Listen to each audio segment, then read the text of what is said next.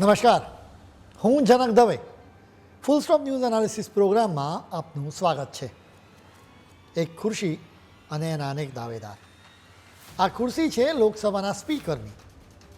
સદનમાં શાंति बनाए रखे, जनाब आप बैठ जाइए, मैं आपको निष्कासित कर दूंगा. લોકસભાના સ્પીકરે માત્ર આ શબ્દો બોલવાના નથી, એ સિવાય પણ તેમની ઘણી વિશેષ કામગીરી હોય છે. તેમને અનેક સુપર પાવર મળ્યા છે.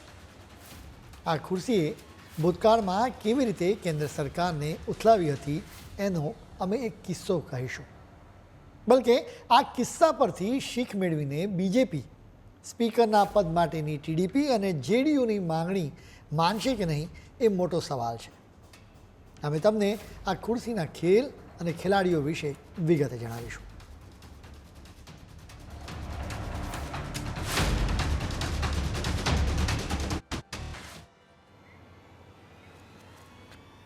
પીએમ મોદી અને બીજેપીના મનમાં તો ડર જ નથી. નવા મંત્રીમંડળની રચના બાદ રાજકીય પંડિતોને આવી સ્થિતિ જોઈને આશ્ચર્ય થઈ રહ્યું છે. તેઓ માનતા હતા કે સાથી પાર્ટીઓ ટેકો પાછો ખેંચી લેશે. એવા ડરથી ટીડીપી અને જેડીયુને મહત્ત્વના મંત્રાલયો સોંપવામાં આવશે. જોકે એમ થયું નથી. ટીડીપીના નેતા રામમોહન નાયડુ નવા સિવિલ એવિએશન મંત્રી બન્યા છે, જ્યારે ડૉક્ટર ચંદ્રશેખર પેમાસની રાજ્ય કક્ષાના ગ્રામીણ વિકાસ મંત્રી છે. જેડીયુની વાત કરીએ તો રાજીવ રંજન સિંહને પંચાયતી રાજ અને પશુપાલન મંત્રાલય મળ્યું છે. જેડીયુના બીજા નેતા રામનાથ ઠાકુરને રાજ્ય કક્ષાના કૃષિ મંત્રી બનાવાયા છે. જોકે સંરક્ષણ, ગૃહ, નાણાં અને વિદેશ સહિતના તમામ મુખ્ય મંત્રાલયો બીજેપીની પાસે જ રહ્યા છે. જો બીજેપી ખરેખર ડરતી હોત તો આ મંત્રાલયો સાથી પાર્ટીઓની પાસે જતા રહ્યા હોત. હવે એવી પણ ચર્ચા થઈ રહી છે કે બીજેપી શા માટે ડરતી નથી. શું એણે પોતાની સાથી પાર્ટીઓને કંટ્રોલ કરવા માટે બીજો કોઈ રસ્તો શોધી નાખ્યો છે? શું મહારાષ્ટ્રમાં કરવામાં આવેલા એક્સપેરિમેન્ટનો ફરી અમલ થશે?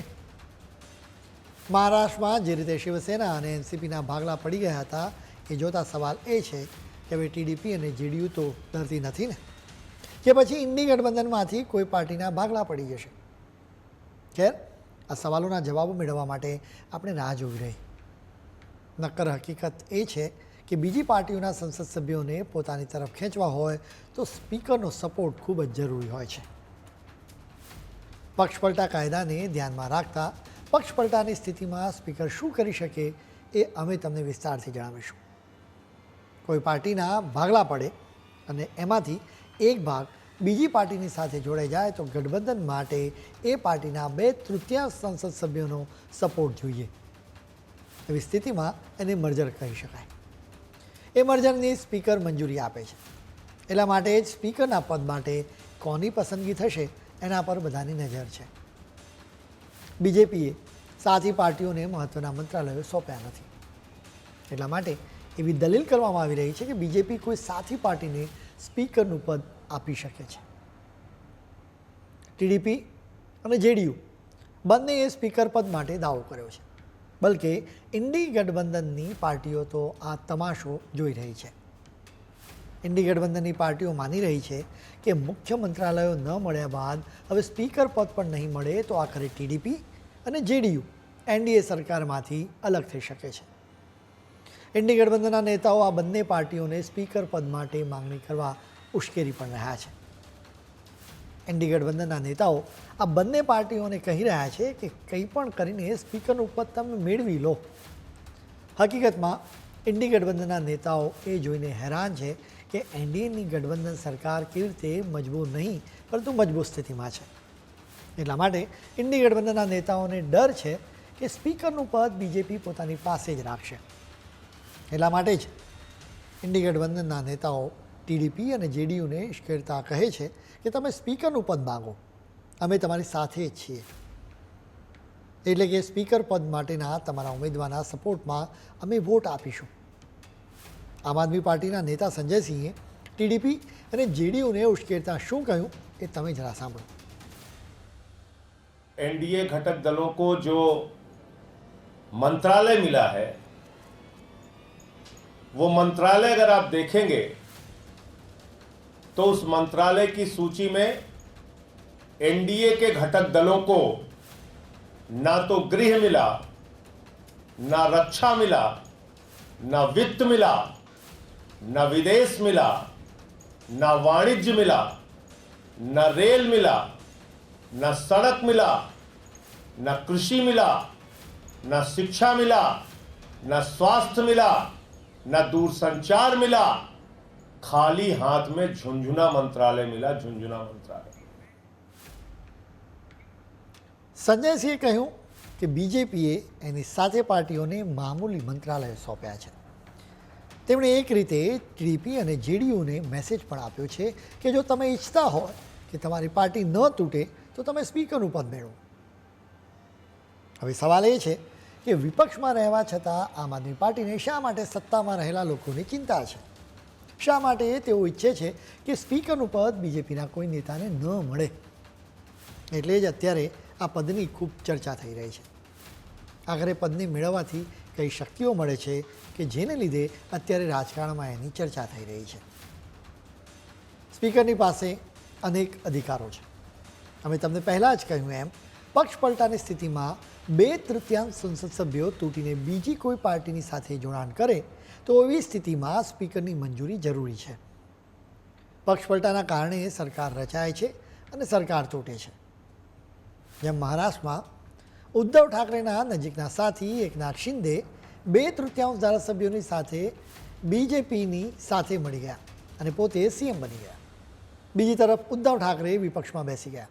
એટલે જ પોતાનું દુઃખ વ્યક્ત કરતા ઉદ્ધવના દીકરા આદિત્યએ એકનાથ શિંદેને ઉદાહરણ આપીને ટીડીપી અને જેડીયુને સમજાવ્યું છે કે બીજેપી પાર્ટીઓને તોડવા માટે જાણીતી છે. તમારી સાથે કોઈ ગરબડ ન થાય એના માટે તમે સ્પીકરનું પદ મેળવજો, કેમ કે સ્પીકર જ મર્જરને મંજૂરી આપે છે. જો સ્પીકર જ ના પાડી દે તો એ શક્ય જ ન બની શકે. સામાન્ય રીતે સ્પીકર એટલે વક્તા, એટલે કે બોલનારી વ્યક્તિ.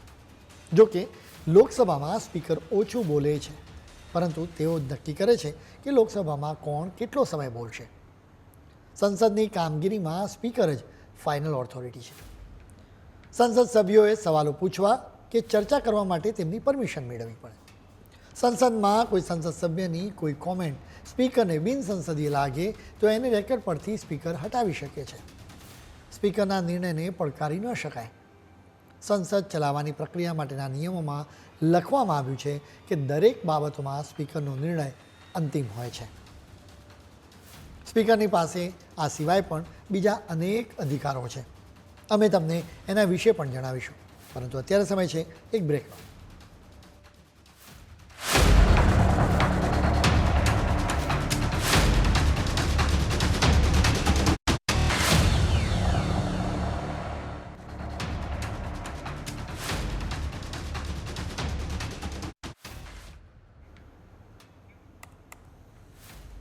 બ્રેક બાદ આપનું સ્વાગત છે.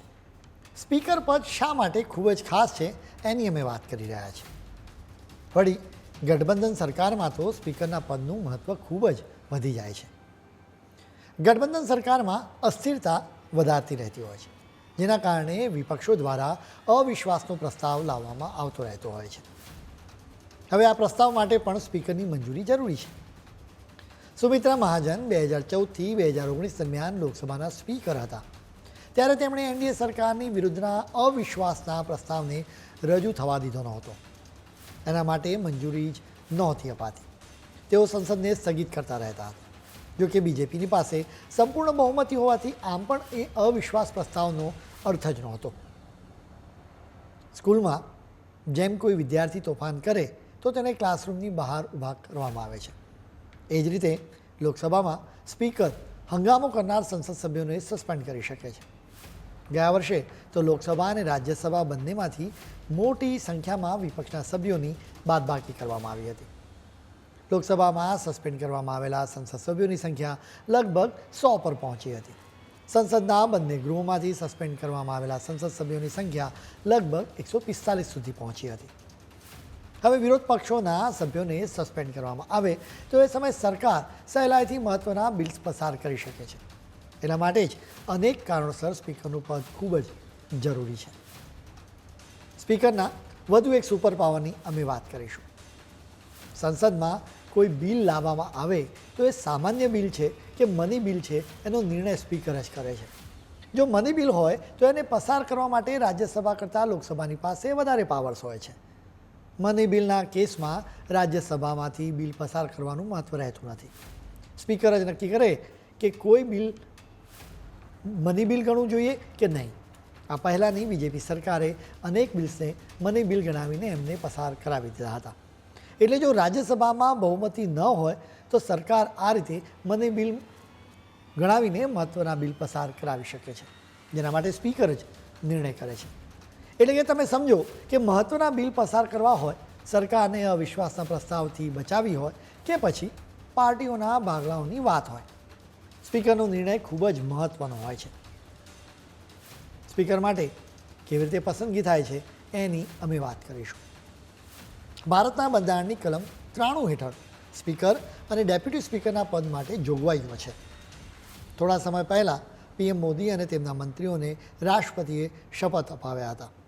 જોકે એક સંસદ સભ્ય તરીકે પણ શપથ લેવા પડે. આ શપથ સંસદમાં લેવા પડે છે. સંસદ સભ્યોને શપથ અપાવવા માટે રાષ્ટ્રપતિ દ્વારા પ્રોટેમ સ્પીકરની નિમણૂક કરવામાં આવે છે.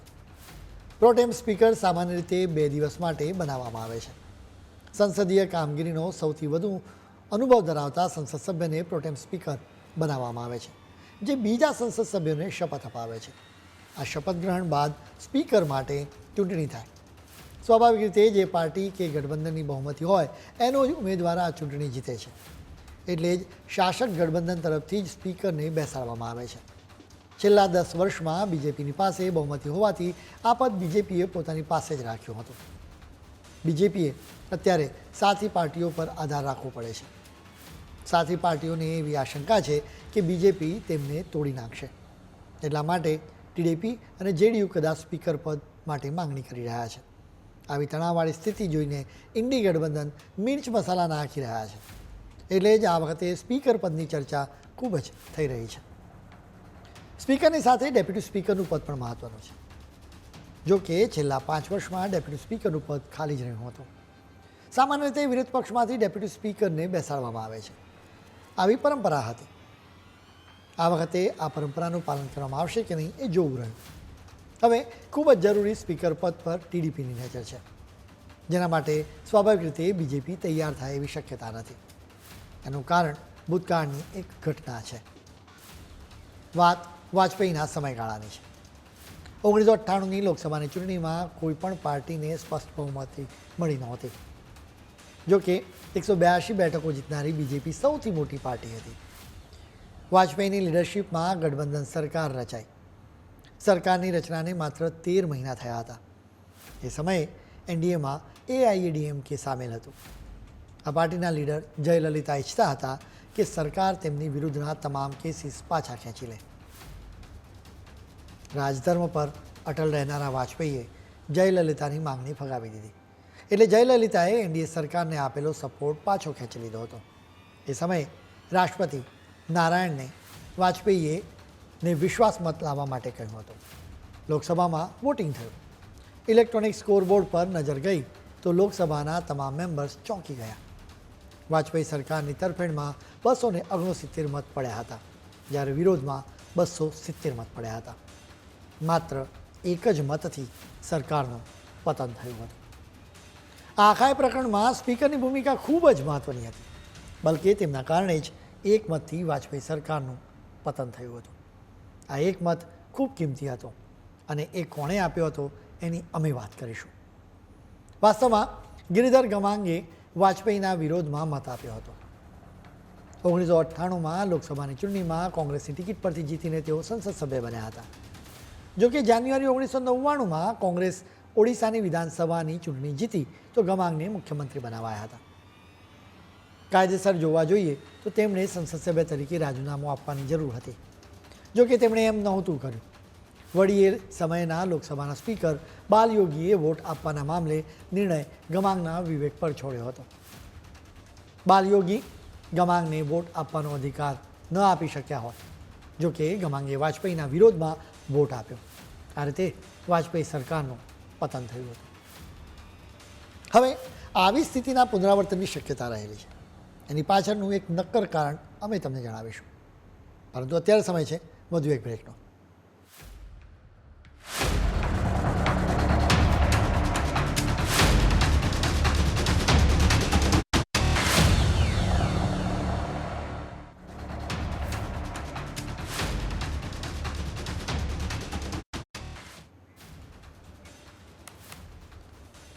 બ્રેક બાદ આપનું ફરી સ્વાગત છે. ઇતિહાસનું ક્યારેક પુનરાવર્તન થતું હોય છે. 1999માં રજૂ કરાયેલા વિશ્વાસના પ્રસ્તાવની ઘટનાનું પુનરાવર્તન થવાની શક્યતા અત્યારે વ્યક્ત કરવામાં આવી રહી છે. બ્રેક પહેલાં અમે તમને જણાવ્યું હતું કે બાલયોગીના એક ખોટા નિર્ણયના કારણે વાજપેયીની સરકારનું પતન થયું હતું. અત્યારે ટીડીપી સ્પીકર પદ માટે મક્કમ છે, ત્યારે એના માટે આ પાર્ટીમાંથી પણ અનેક દાવેદારો છે, જેમાં સૌથી મુખ્ય દાવેદાર બાલયોગીનો દીકરો હરીશ મધુર છે. એટલે જ ઇતિહાસના પુનરાવર્તનની શક્યતા વ્યક્ત કરવામાં આવી રહી છે. બીજેપીએ આ સમસ્યાનો પણ ઉકેલ શોધી નાખ્યો હોવાનું જણાય છે. અત્યારે સ્પીકર પદ માટે આંધ્રપ્રદેશમાં બીજેપીના અધ્યક્ષ દુગ્બાતી પુરંદેશ્વરી સૌથી આગળ છે. તમને ખ્યાલ જ હશે કે આંધ્રપ્રદેશમાં ટીડીપી, જનસેના અને બીજેપી ગઠબંધન વિધાનસભાની ચૂંટણી જીત્યું છે. હવે પુરંદેશ્વરીના નામ માટે ટીડીપી સપોર્ટ આપી જ દેશે એવી ગેરંટી છે. આવી વાતો થઈ રહી છે. હવે શા માટે ટીડીપીના સપોર્ટની ગેરંટી છે એ પણ સમજવું જરૂરી છે.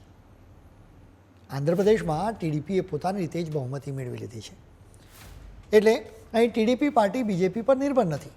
તો પછી સવાલ એ છે કે પુરંદેશ્વરીના નામ માટે સપોર્ટ આપવા શા માટે ટીડીપી તૈયાર થાય? મામલો પારિવારિક છે. આ મામલો ટીડીપીની સ્થાપના અને પારિવારિક સંબંધોની સાથે જોડાયેલો છે. ટીડીપીની સ્થાપના એનટી રામારાવે કરી હતી. તેઓ એક સુપરસ્ટાર હતા. રામારાવના દીકરી ભુવનેશ્વરીના પતિ ચંદ્રબાબુ નાયડુ છે. ભુવનેશ્વરીના બહેન પુરંદેશ્વરી છે. હવે સંબંધોની વાત કરીએ તો આંધ્રપ્રદેશમાં બીજેપીના અધ્યક્ષ પુરંદેશ્વરી નાયડુના સાળી છે. ભૂતકાળમાં નાયડુએ રામારાવની સામે બળવો કર્યો હતો અને પોતે સત્તા પર બેસી ગયા હતા. એ સમયે પુરંદેશ્વરીએ પોતાના પિતાનો નહીં પરંતુ પોતાની બહેનના પતિ એટલે કે ચંદ્રબાબુ નાયડુને સાથ આપ્યો હતો. હવે નાયડુને એ સમયે સીએમ બનાવવામાં પુરંદેશ્વરીએ મદદ કરી હતી. એટલે અત્યારે પુરંદેશ્વરીને લોકસભાના સ્પીકર બનાવવામાં નાયડુ મદદ કરશે એમ બીજેપી માની રહી છે. હવે બીજા એક પારિવારિક સંબંધની પણ વાત કરીશું. આંધ્રપ્રદેશમાં ગઠબંધન સરકારમાં પવન કલ્યાણની પાર્ટી સામેલ છે. પવન કલ્યાણ તેલુગુ સિનેમાના સ્ટાર છે. તેઓ સાઉથના સુપરસ્ટાર ચિરંજીવીના ભાઈ છે. ચિરંજીવીનો જ દીકરો રામચરણ છે. વાત પોલિટિકલ અને ફિલ્મી છે. સંબંધોના આટાપાટા છે. ખૂબ ધ્યાનથી સાંભળજો. ચંદ્રબાબુ નાયડુના સાથી પવન કલ્યાણના ભાઈ ચિરંજીવીનો દીકરો રામચરણ RRR ફિલ્મમાં હતો. આ જ ફિલ્મમાં રામચરણની સાથે એનટી રામારાવના જુનિયર હતો, જેના દાદા એનટી રામારાવ છે, જેમના જમાઈ ચંદ્રબાબુ નાયડુ છે. એટલે પારિવારિક અને ફિલ્મી કનેક્શનના કારણે જ બીજેપી માને છે કે ચંદ્રબાબુ નાયડુ પુરંદેશ્વરીના નામ માટે સપોર્ટ આપી દેશે. તમને આટલી હકીકતથી ખ્યાલ આવી ગયો હશે કે બીજેપીએ સ્પીકર પદ માટે કેટલું મનોમંથન કર્યું છે. હવે અમે તમને સ્પીકર પદ વિશે કેટલીક માહિતી આપીશું. 1952માં પહેલી લોકસભાની રચના બાદ કોંગ્રેસના નેતા અને આઝાદીના લડવૈયા ગણેશ વાસુદેવ માવલંકર દેશના પહેલા સ્પીકર બન્યા હતા. 1967માં નીલમ સંજય રેડ્ડી દેશના ચોથા સ્પીકર બન્યા હતા. ખાસ વાત એ છે કે સ્પીકર બનવાની સાથે જ તેમણે કોંગ્રેસ પાર્ટીમાંથી રાજીનામું આપી દીધું હતું. ઉપરાંત સક્રિય રાજકારણમાંથી પણ સંન્યાસ લીધો હતો. જો કે એ સમયના પીએમ ઇન્દિરા ગાંધીની સાથે સંસદમાં અનેક વખત તેમની શાબ્દિક લડાઈ થઈ હતી. હવે બીજા એક ભૂતપૂર્વ સ્પીકરની વાત. ડૉક્ટર બલરામ ઝાખડ 1980થી 1989 સુધી 2 વખત સ્પીકર રહ્યા હતા. લોકસભાના સ્પીકર તરીકેના તેમની બીજી મુદ્દતની ખૂબ ચર્ચા થઈ હતી, જે દરમિયાન બોફોર્સ મામલે હંગામો મચ્યો હતો. રાજીવ ગાંધીના સમયગાળામાં બોફોર્સના મામલે ઝાખડે સંસદમાં 17 કલાક કરતાં વધારે સમય સુધી ચર્ચા કરાવી હતી. સ્પીકર તરીકે પીએ સંઘમાંની મુદત પણ ખૂબ જ પડકારજનક રહી હતી, કેમ કે તેમના સમયગાળામાં ગઠબંધન સરકાર હતી. સ્પીકર તરીકેની તેમની કામગીરીની ખૂબ પ્રશંસા કરવામાં આવી હતી, કેમ કે શાસક અને વિપક્ષમાંથી કોઈએ તેમના પર કોઈ આરોપ મૂક્યો નહોતો. 2004માં 14મી લોકસભાની ચૂંટણીમાં કોંગ્રેસની આગેવાનીમાં યુપીએ સરકાર રચાઈ હતી. સોમનાથ ચેટર્જી લોકસભાના 14મા સ્પીકર બન્યા હતા. 2006માં બીજેપીએ તેમના પર પક્ષપાતનો આરોપ મૂક્યો હતો અને એક પત્ર જાહેર કર્યો હતો, જેના પર ભૂતપૂર્વ પીએમ અટલ બિહારી વાજપેયીના પણ હસ્તાક્ષર હતા. વાજપેયીના હસ્તાક્ષરથી ચેટર્જી ખૂબ જ નારાજ થયા હતા. ચેટર્જીએ ફોન કરીને વાજપેયીને કહ્યું હતું કે તેઓ રાજીનામું આપવા માટે તૈયાર છે. ચેટર્જીની વાત સાંભળીને વાજપેયીએ કહ્યું હતું કે કોમ્રેડ, બીજેપીના એક સભ્ય તરીકે મેં હસ્તાક્ષર કર્યા છે. જો મેં હસ્તાક્ષર ન કર્યા હોત તો એ પાર્ટીની શિસ્તને અનુરૂપ ન હોત. જો કે હું વ્યક્તિગત રીતે માનું છું કે તમે સ્પીકર તરીકે ભેદભાવ કરતા નથી. આખરે સોમનાથ ચેટર્જી 5 વર્ષ સુધી સ્પીકર રહ્યા હતા. ભારતમાં સ્પીકરના પદને લઈને ખૂબ જ વિવાદો પણ થયા છે. હવે નવા સ્પીકર તરીકે કોની વરણી થશે એના પર અત્યારે સૌની નજર છે. ખેર, આજના બુલેટિનમાં આજે આટલું જ. નવા મુદ્દાઓ સાથે કાલે ફરી મળીશું. ત્યાં સુધી મને રજા આપશો. નમસ્કાર.